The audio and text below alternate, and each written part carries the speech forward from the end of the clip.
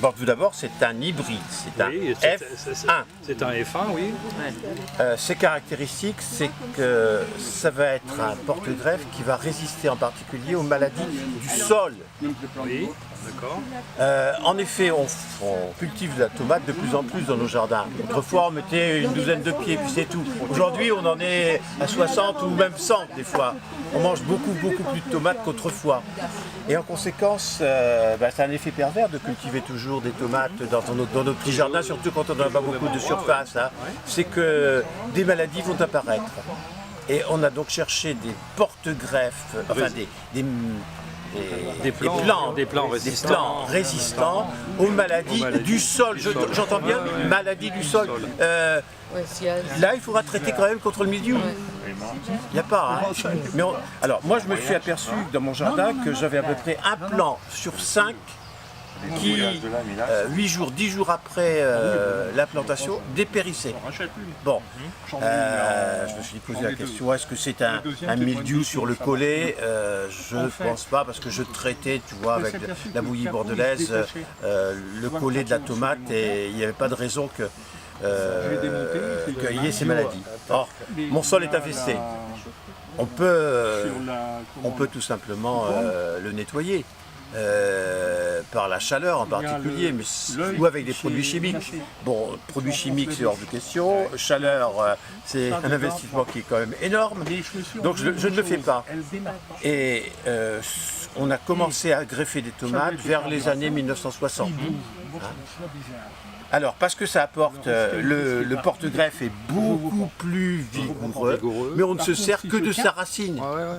Et puis on peut mettre n'importe quelle autre tomate, ça pose aucun problème.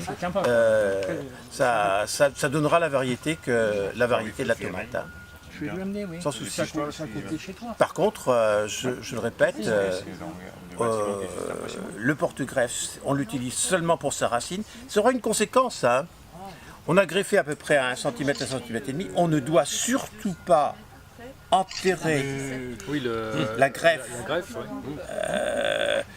Je dis qu'on s'arrête au-dessous du niveau de greffage. Un petit peu de matériel, c'est tout simple. Un cutter. Il faut aussi des petites pinces. Alors ça, c'est des pinces pour des tiges qui ont de 3 à 10 mm. Mais il y a des pinces plus petites qui sont simplement un peu de plastique, quoi.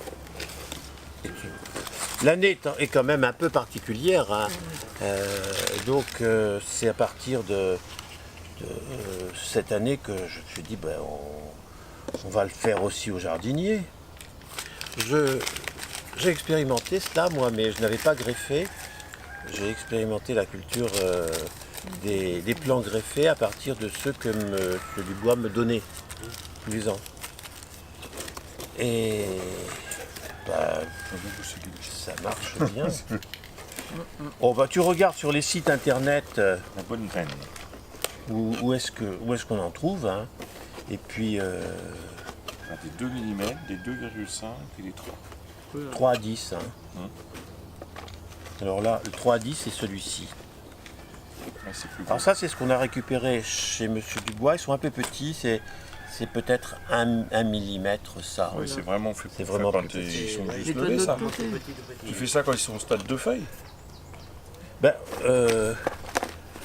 On doit greffer quand ils sont au-dessus des cotylédons. Hein.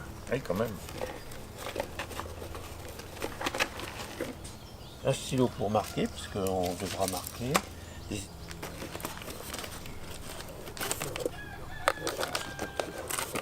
Bon, Claude, on passe toujours la lame à la flamme. Hein. Le si, il y a du gaz. Voilà. C'est suffisant. Rougir la lame, puis après, Oh, ça suffit, merci. Allez. Ça là, c'est des porte-greffes, alors ça va. Alors là, ce sont des porte-greffes. Alors vous avez, attendez, vous avez les tomates que vous allez vous greffer, c'est n'importe quelle tomate, hein. Et c'est du 2 mm. Ah, celle-là, oui. Voilà.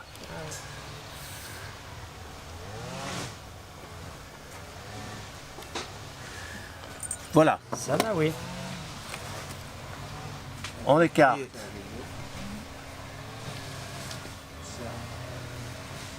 Oui, elle est bonne là. C'est bon. Alors, Celle-là, elle est bien. Mais faut ça avoir, c'est bon, hein. faut avoir, bah oui, oui, oui. Faut avoir la bonne pince. Faut avoir la bonne pince. Ces pinces-là, bon, elles sont faites pour. C'est greffé. J'étais en photo. Alors, Tu fais là, après, Bah non, dans la voiture. on la met là-bas, à l'étouffer. Alors, à l'étouffer, ça peut être mis tout simplement dans la serre, ou alors on met tout simplement une bouteille dont on a enlevé le fond. Et puis on va pulvériser. Non, non, elle est comme On l'a amorcé quand même. les cœurs de bœuf qui nous vendent dans le commerce. Je dirais même que C'est la hausse de quoi là? c'est de l'eau. Ah, de l'eau. Je dirais même que ça, tu vois, on peut l'enlever. Ça, on peut l'enlever aussi. Ça évitera l'évaporation et même celle-ci. Juste la tête. Je laisse la tête. Hein. Et puis je pulvérise. Ça sent le vinaigre.